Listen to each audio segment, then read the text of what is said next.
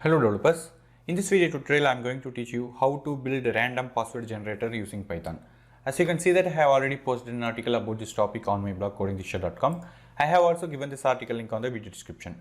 Okay, let's move on to the tutorial. Let me open the Visual Studio Code first. And let me open the project folder which I have already created for this project called Python. As you can see that there are no files inside this folder. I just opened the empty folder. Okay, let me create a new file. After that, let me copy and paste the following Python code. And I am going to save the file as app.py. Okay, I just imported two modules. The first one is string and the second one is random. Let me run this project so you can check whether the code is working or not. To run the project, I am using this command python space the file name app.py. When I hit enter, it is asking the password length. So now I am going to give the password length 5.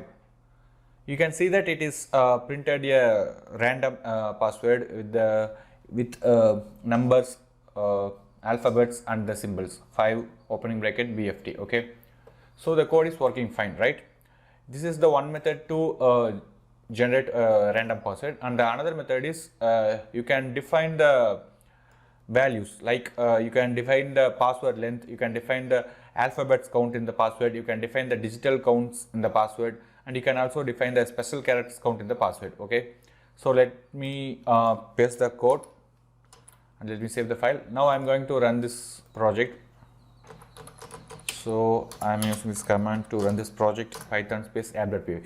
So I am going to give the password length as 10. Now it is asking enter alphabets count. I want 5 alphabets, so I just entered 5. I want 3 digits. Finally, I want 2 special characters in my password. That's it.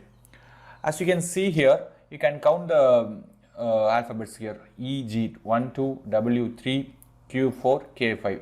So I get 5 alphabets in the password. After digits equal to 3, right? 8, 8, 6. So 3 digits numbers and 2 special characters. You can see here the closing bracket and this symbol, right? So totally it is working very fine, right? That's it. For this program also I am using the two modules. The first one is string and the second one is random, right? That's it, guys. I have also given the explanation about these programs in the article, so just visit the link via the video description. If you have any doubts about this Python code, then you can ask me via the comment section, so I will help you. If you want to receive more videos about this, then don't forget to subscribe this channel.